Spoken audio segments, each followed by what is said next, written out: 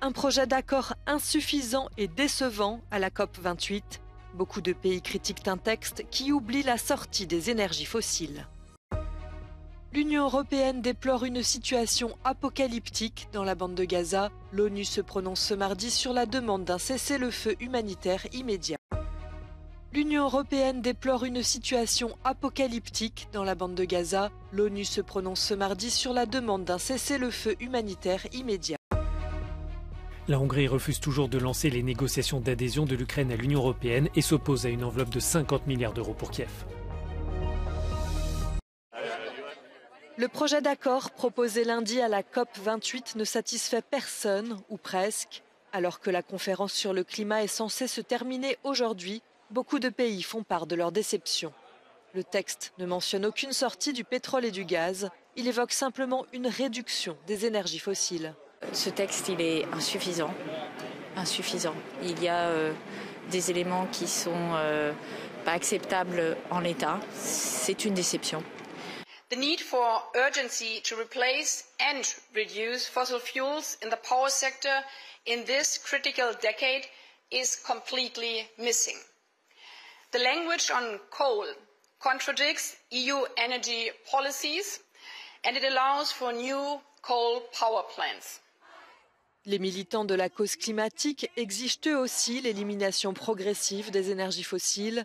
Ils dénoncent un texte très en deçà des discussions rédigé sous la pression de certains pays. Saudi Arabia and other fossil fuel producing nations have pushed back, and eventually what we are seeing a language which only talks about reducing consumption and production of fossil fuels. That's unacceptable. We as civil society reject the text because we are already going through climate emergency. Il reste encore quelques heures au sultan Al-Jaber, qui préside la COP, pour présenter un accord susceptible d'être approuvé. Une situation apocalyptique dans la bande de Gaza, c'est le mot utilisé par Josep Borrell, le chef de la diplomatie européenne, pour décrire l'horreur. Selon lui, le niveau de destruction des immeubles à Gaza est équivalent à celui des villes allemandes pendant la Seconde Guerre mondiale. Le Croissant Rouge a dénoncé lundi plusieurs raids violents autour de l'hôpital Al-Amal, près de Khan Younes, dans le sud de l'enclave palestinienne. Le dernier bilan du Hamas rapporte plus de 18 000 Gazaouis tués dans l'offensive israélienne. Tsahal déplore de son côté 105 soldats tués. סך הכל נעצרו רק בחודש האחרון יותר מ-500 מחבלים. יותר ממחציתם נלקחו להמשך חקירה בשטח ישראל.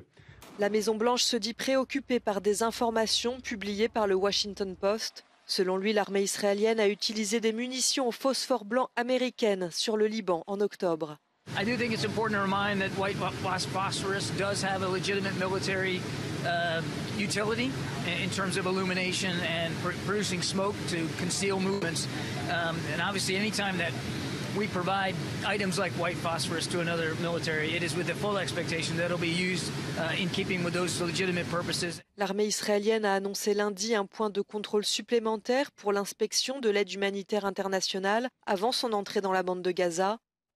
Ce mardi, l'Assemblée générale de l'ONU discute à nouveau d'un cessez-le-feu humanitaire immédiat à Gaza. Le comportement de la Hongrie irrite de plus en plus ses partenaires de l'Union européenne. Budapest renacle à ouvrir les négociations d'adhésion avec l'Ukraine. Lors de la réunion lundi à Bruxelles des 27 ministres des Affaires étrangères, le chef de la diplomatie hongroise a répété son opposition, provoquant la colère des autres capitales. The only way I can read Hungarian position, not just on Ukraine, but on many other issues, is that they are against Europe and everything that Europe stands for. Les chefs d'État et de gouvernement de l'Union se retrouveront jeudi à Bruxelles pour un sommet afin d'évoquer les éventuelles adhésions à venir. Les dirigeants discuteront aussi d'une enveloppe de 50 milliards d'euros pour aider Kiev, une aide vitale pour faire face à l'invasion russe. Dans les deux cas, la Hongrie refuse de donner son feu vert. Pour le ministre ukrainien des Affaires étrangères, lui aussi présent lundi à Bruxelles, les enjeux sont importants pour les deux parties.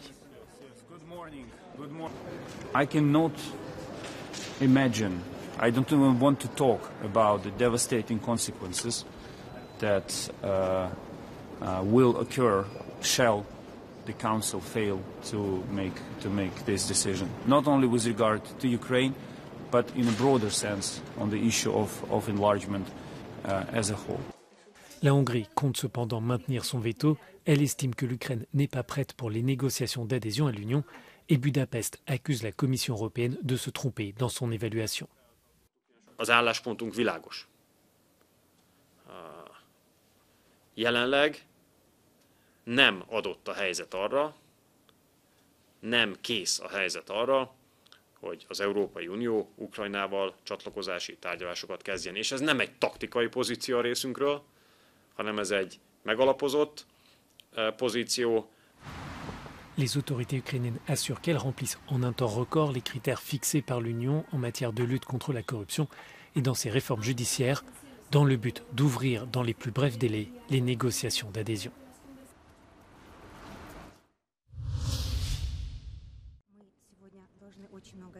Une femme face à Poutine.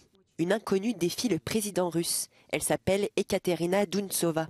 Une journaliste de 40 ans et mère de 3 enfants qui, malgré son peu d'expérience en politique, veut détrôner Vladimir Poutine lors des élections prévues le 17 mars 2024. De son côté, Vladimir Poutine a déjà annoncé vendredi qu'il serait candidat à sa réélection. Начиная от признания иноагентом до заключения, да, конечно, в отношении себя я предполагаю, какие последствия. Il lui a été demandé ce à quoi ressemblera la Russie si elle est élue. Это прежде всего Россия с человеческим лицом, это Россия не закрытая, это Россия мирная, дружелюбная и готовая взаимодействовать со всеми на принципах уважения. И прежде всего это уважение должно распространяться на территории нашей страны. Очень важно примирить людей, которые здесь проживают. Être qualifié au second tour serait déjà une victoire. Lancé par plusieurs militants, Our Headquarter est un groupe qui aide les Russes exilés à s'installer à l'étranger. Il accompagne également des candidats pour défier Vladimir Poutine aux urnes. Это единственный кандидат женщина, да. Это единственный кандидат, который не замешан в, у которого нету, скажем так, бэкграунда, работы во власти. D'autres analystes estiment que la journaliste a peu de chances d'être officiellement enregistrée comme candidate car elle pourrait encourager le sentiment anti-Poutine.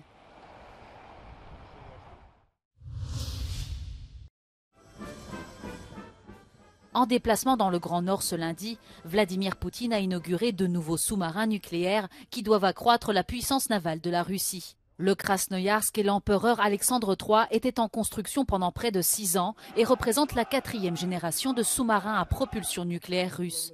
Ils rejoindront la flotte du Pacifique basée en Extrême-Orient.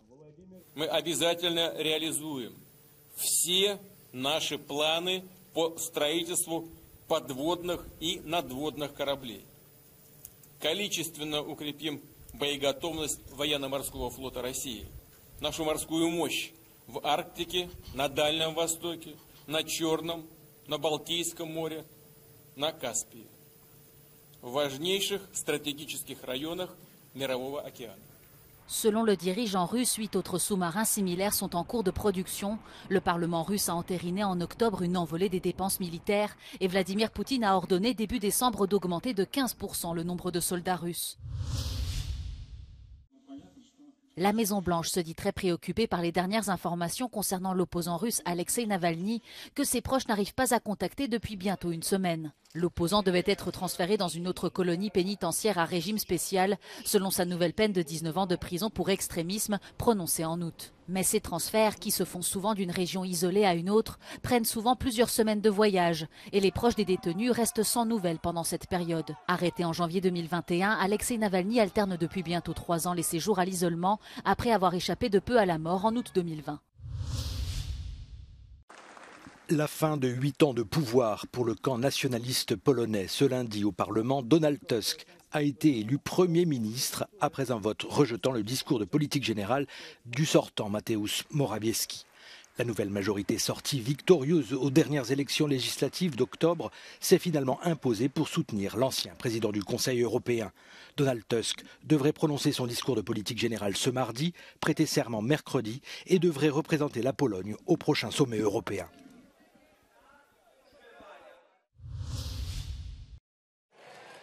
Le scénario que redoutait l'exécutif a finalement eu lieu. Les députés ont adopté par 270 voix contre 265 une motion de rejet préalable au projet de loi immigration, avec les voix de la gauche, des Républicains et du Rassemblement national, infligeant une très lourde défaite politique au gouvernement. Le ministre de l'Intérieur, Gérald Darmanin, s'est immédiatement rendu à l'Élysée où il a remis sa démission au président de la République, qui l'a refusée. Le gouvernement peut choisir désormais de laisser le texte poursuivre son parcours législatif au Sénat ou décider de l'abandonner. L'ONU appelle les dirigeants du monde à raviver l'esprit de la Déclaration universelle des droits de l'homme. L'Agence internationale a lancé l'appel à l'occasion du 75e anniversaire de la signature du texte fondé pour protéger les droits et les libertés individuelles à l'échelle de la planète. La déclaration a été signée le 10 décembre 1948 à Paris. Alongside the progress that has transformed many of our societies, there have also been numerous failures to uphold human rights over the past 75 years. We live among such failures today, with the turmoil and suffering that they produce. War. L'Assemblée a marqué une minute de silence en mémoire des victimes des violations des droits de l'homme. La Déclaration universelle des droits de l'homme a été signée après la Seconde Guerre mondiale et la Shoah.